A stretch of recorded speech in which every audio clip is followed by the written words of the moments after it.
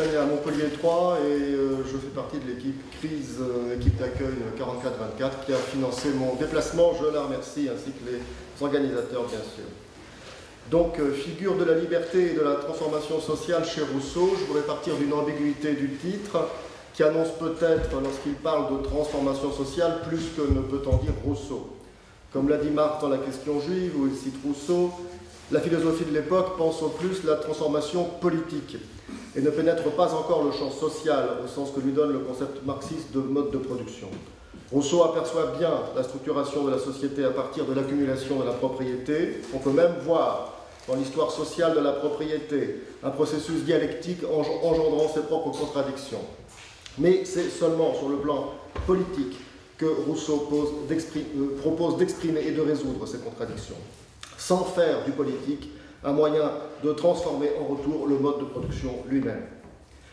Pourtant, Rousseau est un penseur de l'émancipation, non seulement parce qu'il critique et déconstruit les sociétés existantes en montrant l'histoire de leur dégénérescence, mais surtout parce qu'il pense la liberté comme libération à partir d'une pensée qui présente la liberté comme exigence constante, exigence dont il pense rigoureusement la réalisation politique en l'inscrivant dans l'histoire de la dégénérescence.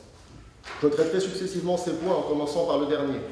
Rousseau s'adresse aux hommes tels qu'ils sont, c'est-à-dire aux hommes aliénés de son époque, primo. Secondo, il propose une réalisation politique de la liberté en s'appuyant sur l'exigence persistante d'une nature humaine qui s'oppose à toute forme de domination.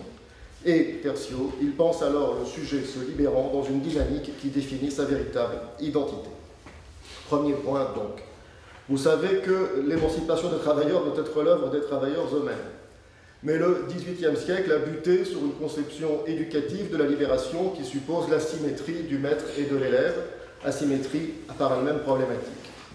Rousseau semble ne pas échapper à cette conception avec sa figure du législateur. Pourtant, tout comme le précepteur d'Émile évite tout rapport d'autorité interindividuelle, le législateur met en place des lois et il ne commande pas aux hommes. Rousseau pense de plus la participation active des citoyens, non seulement dans la démocratie entre guillemets instituée par le contrat social, mais au moment même du pacte, l'engagement fort par lequel chacun aliène sa personne et ses biens à la communauté est pris par ceux-là même qui vivaient en situation d'oppression et qui n'étaient mus par, entre guillemets, aucun esprit social. Rousseau déclare donc, au début du contrat, qu'il veut prendre les hommes tels qu'ils sont, c'est-à-dire tels qu'ils sont devenus, propriétaires égoïstes et employés serviles. C'est indispensable si l'on veut penser l'inscription de la société politique légitime dans l'histoire et engager une participation active des opprimés à leur libération. Je citais l'adresse de Marx à l'amitié, on peut aussi penser au rôle du dialogue, par exemple, dans l'éducation libératrice de Paulo Freire. Comment se construit une société idéale à partir d'une dégénérescence réelle? Ici apparaît un des ressorts de la dialectique rousseauiste, puisqu'il faut comprendre comment un terme peut émerger de son contraire. Cette dialectique est d'abord celle de l'intérêt. Lorsque Rousseau présente l'aliénation totale du pacte social, celle qui constitue la personne publique et la volonté générale, il s'adresse au moins autant aux riches qu'aux pauvres. Tous se laissent convaincre par les riches qui instituent le pacte du discours sur l'inégalité. Et Rousseau continue à s'adresser aux riches dans le contrat social. Je cite, « Loin qu'en acceptant les biens des particuliers, la communauté les en dépouille, les possesseurs, entre guillemets, ont, pour ainsi dire, acquis tout ce qu'ils ont donné. » En effet, lorsque tous donnent tout à tous, cela veut dire que personne n'a plus rien à donner à quelqu'un en particulier. Et si vous n'avez rien donné à personne, vous ne vous êtes séparé d'aucun de vos biens. Au contraire, en transformant le rapport à vos biens par le moyen du pacte social, vous les possédez de façon stable et sûre, comme le citoyen dont la force publique garantit la propriété. Rousseau souligne que l'aliénation totale ne veut pas du tout dire que personne n'a plus rien. On gagne l'équivalent de tout ce qu'on perd et plus de force pour conserver ce qu'on a, c'est dans le texte même du chapitre sur le pacte social. Il semble qu'à vouloir ainsi convaincre le riche de s'engager dans l'institution d'une société nouvelle, Rousseau en soit resté à un sens faible de l'émancipation, où, je cite le dernier livre de Lucien Sèvres, « Émanciper des individus change leur rapport à l'ordre des choses existantes, mais non pas cet ordre lui-même. » Fin de citation. À vouloir faire preuve de trop de réalisme, l'émancipation risque ici de rester proche d'un statu quo qui pacifie les rapports sociaux en pérennisant la société politique, mais laisse le pauvre dans sa pauvreté. Sur le plan économique, le contrat social ne propose qu'une égalité toute relative. Du point de vue social et économique, l'ambition rousseauiste paraît aujourd'hui limitée, d'autant que l'idéal helvétique d'une juxtaposition de petits artisans et propriétaires indépendants, idéal stigmatisé par Althusser dans sa lecture critique du contrat social, cet idéal est loin de nous. Pour autant, il ne s'agit pas, comme pourrait le faire croire, une interprétation sévère du célèbre incipit du contrat de légitimer un statu quo.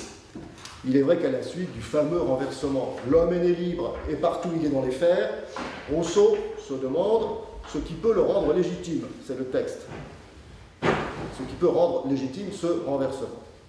Bon, il ne s'agit évidemment pas de rendre légitimes les fers existants, mais bien d'instituer des fers nouveaux. Un pouvoir légitime qui préservera la liberté de chacun et donc aussi son indépendance sociale et économique.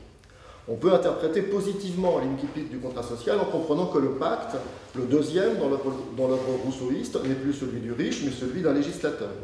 C'est au législateur qu'il appartiendra de façonner les mœurs et de préserver une égalité relative des biens. Le législateur s'adresse aux riches, c'est vrai, mais pour instituer un pacte dont l'intention reste de préserver l'intérêt commun. C'est pour cela que le législateur du contrat social, comme l'avait fait le riche dans le second discours, emploie en sa faveur les forces de ceux qui l'attaquent et transforme ses adversaires en défenseurs.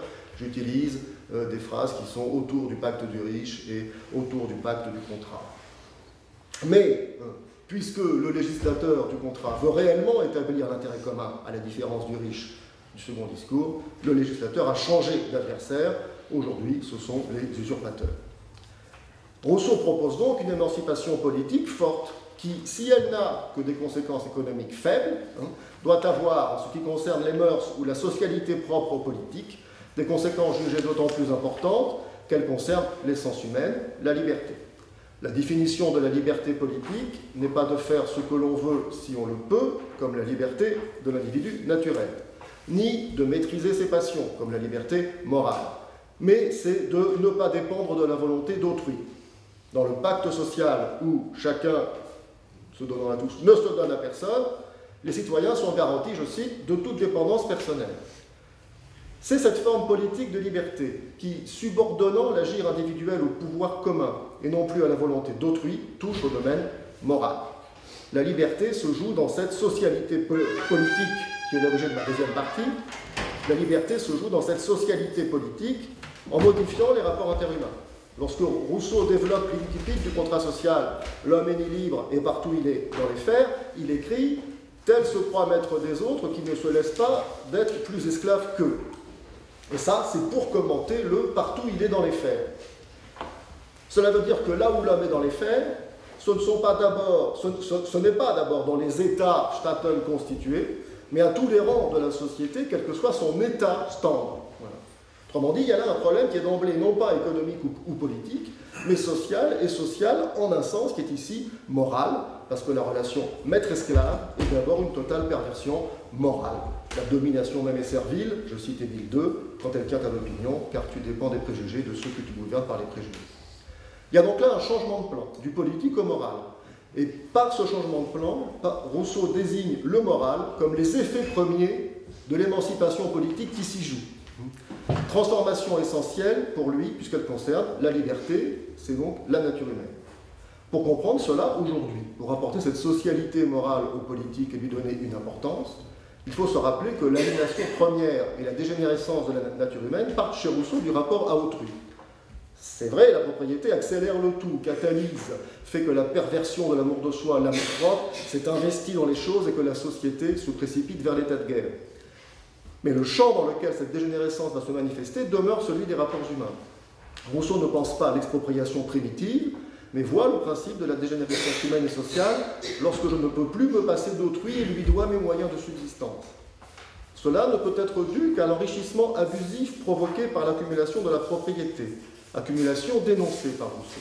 Mais ce contre quoi il va d'abord lutter, ce sont les effets moraux, et il va lutter contre ces effets moraux, en l'occurrence immoraux, par le politique.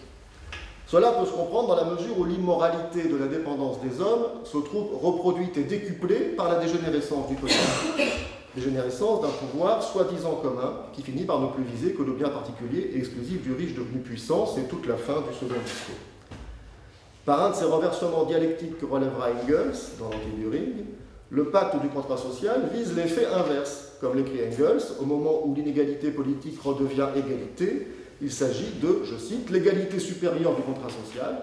Et cette égalité est supérieure parce que la participation de tous au pouvoir souverain est alors garantie par la loi. Encore faut-il que cette loi soit effectivement l'expression de la volonté générale. Et donc, en chaque individu citoyen, de l'amour de soi et non de l'amour propre. La volonté générale repose moins sur la raison que sur l'amour de soi. L'amour de soi, qui est indifférent à autrui, permet à chacun d'apercevoir un bien qui ne s'oppose pas à celui d'autrui et que tous peuvent vouloir ensemble, en donnant au corps politique cette structure particulière dans laquelle chaque individu se rapporte immédiatement autour du pouvoir commun, sans jamais passer par des rapports d'autorité interpersonnelle. Le fonctionnement politique estompe, voire étouffe, l'amour-propre ou l'égoïsme. Il s'agit donc d'un véritable redressement moral d'une humanité pervertie par l'accumulation de la propriété, et ce redressement s'effectue dans et par la vie commune en société politique. Le sens politique de l'émancipation rousseauiste permet donc de retrouver la dimension collective de l'émancipation. Troisième partie. Le politique fait donc œuvre de régénération morale. Il s'agit d'empêcher les hommes de devenir méchants, ou, puisqu'ils le sont déjà devenus, de leur permettre de retrouver leur innocence. En un sens, c'est impossible. On ne peut pas retourner à l'état de nature, et Rousseau ne le souhaite pas. Mais la possibilité d'une transformation effective des mœurs repose pourtant sur ce retournement de perspective qui nous contraint de regarder en arrière, vers l'amour de soi et la liberté naturelle, pour construire l'homme nouveau. Cela s'opère par une forme d'analogie, qui soumet le citoyen à des lois aussi inflexibles que peut l'être la nécessité physique pour l'homme naturel. La condition de cette analogie, c'est avant tout la postulation d'une nature humaine intemporelle, la persistance de notre nature originelle et ce qui lui permet de détourner la nécessité historique pour l'orienter vers son propre développement, vers le développement de cette nature. Yves Vargas vient d'éditer un cours d'Althusser qui développe magistralement ce point, montrant comment la façon rousseauiste de penser l'origine, comme ce qui est perdu, préserve toute la puissance de transformation liée à cet idéal. Je voudrais pour conclure souligner un dernier aspect qui rapprochera la réalisation rousseauiste de la nature humaine avec un passage de l'idéologie allemande.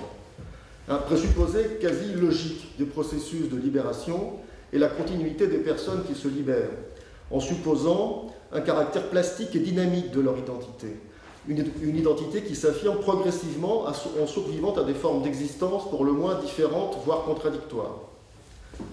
Sans doute, les serfs fugitifs, écrivent Marx et Engels, sans doute au début de l'idéologie allemande, sans doute les serfs fugitifs, enfin pas au début, dans la première partie, sans doute les serfs fugitifs considéraient leur état de servitude précédent comme une chose contingente à leur personnalité. Fin de citation. Cela signifie qu'au moment de leur révolte, ils savent, d'une manière ou d'une autre, qu'ils ne sont pas des serfs, et que la contradiction entre l'existence qu'ils vivent et ce qu'ils sont vraiment fait de la réalisation de leur nature une exigence. Cette exigence, qui ne peut être satisfaite que par le renversement de leur situation présente, requiert un sujet révolutionnaire tout à la fois plastique et dynamique. L'identité de l'individu rousseauiste, fondée sur l'amour de soi, est plastique, pour le meilleur et pour le pire. On pense ici à la perfectibilité. Et cette identité est dynamique, pour le meilleur cette fois-ci, parce que portée par ma liberté, qui ne peut que vouloir mon bien et commander mon être par le bien-être, ou, je fais allusion à Paulo Freire tout à l'heure, ce que Paulo Freire appelait un plus-être. On peut donc encore penser, avec Rousseau, cette identité dynamique des sujets porteurs d'un processus d'émancipation. Je vous remercie.